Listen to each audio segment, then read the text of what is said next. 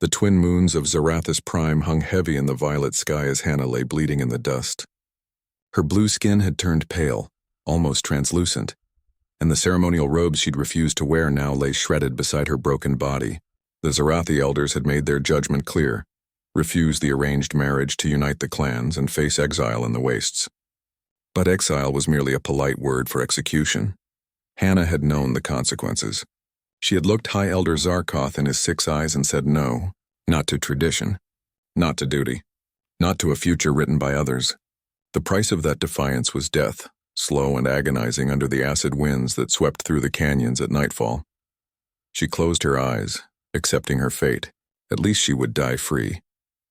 The sound of boots crunching on crystalline sand made her eyes flutter open.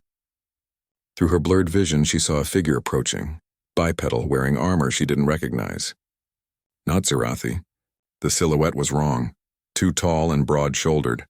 Human Hannah had heard stories of the Terran soldiers stationed at the diplomatic outpost near the capital.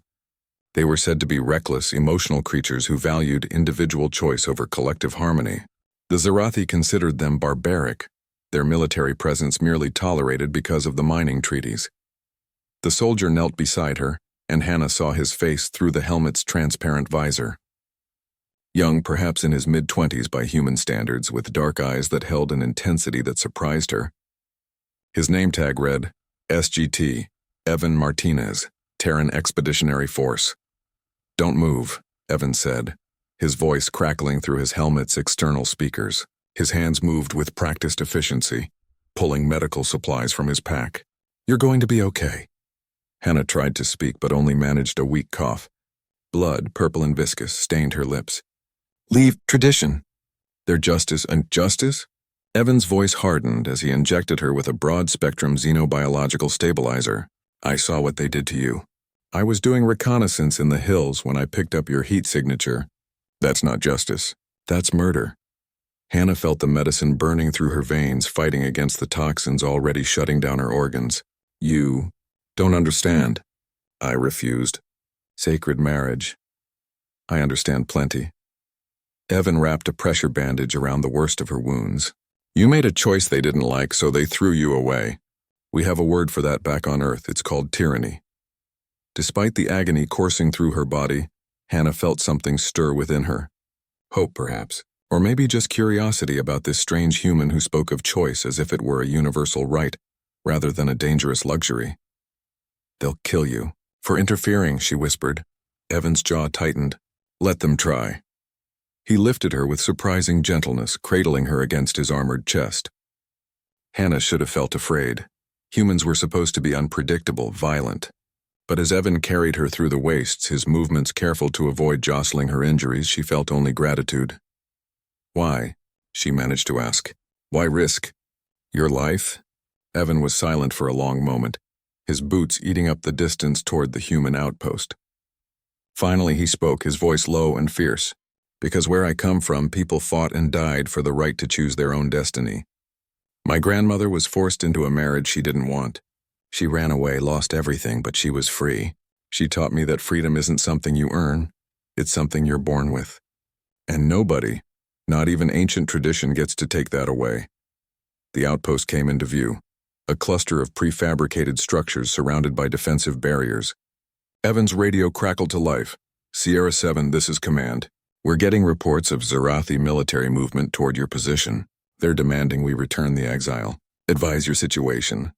Evan's response was immediate. "Command, I have a wounded alien civilian who was left to die for refusing a forced marriage. I'm invoking Article 7 of the Terran Humanitarian Charter. She's requesting asylum, and I'm granting it. Static. Then, Sergeant, you're going to start an interstellar incident. Then we'll handle it, sir.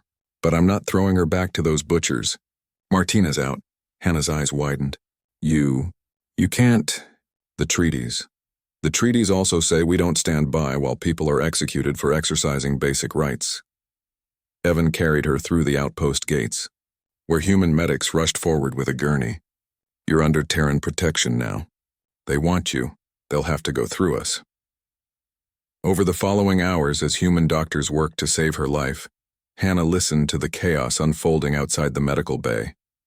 The Zarathi elders had arrived demanding her return, But the humans stood firm. Captain Rachel Chen, the outpost commander, cited galactic law, humanitarian principles, and made it clear that Hannah would receive a fair trial if charges were pressed, but she would not be returned to certain death. The standoff lasted 3 days. 3 days during which Hannah learned about humanity's history, their civil wars fought over freedom, their revolutions against tyranny, their stubborn, beautiful refusal to accept that some people mattered less than others. On the 4th day, the Zarathi elders withdrew. The political cost of confronting the humans was too high, and other Zarathi women had begun asking questions. If one could choose, why not others? Hannah recovered slowly. Evan visited every day, bringing her human food to try and teaching her about Earth. He never asked for thanks or recognition. He'd simply done what he thought was right. "You changed everything," Hannah told him one evening as the twin moons rose outside the medical bay window. "For me. For others who'll now question." Evan shrugged, that peculiar human gesture. "I didn't do anything special. Just gave you the chance to live your own life." "That's everything," Hannah said softly. As word spread across Zarathus Prime about the human soldier who'd defied tradition to save one woman's freedom, something began to shift. Young Zarathi started gathering in secret, discussing choice and autonomy. The seeds of change, planted by one moment of human stubborn compassion, began to grow. And in the Terran outpost, Sergeant Evan Martinez filed his daily report, unaware that his simple act of decency would echo through generations. He'd simply seen someone who needed help and decided that her life, her choice, mattered. Because that's what humans did. They stood up. They fought back. They refused to accept that anyone deserved to be thrown away. They were stubborn, emotional, and reckless. And sometimes that made all the difference.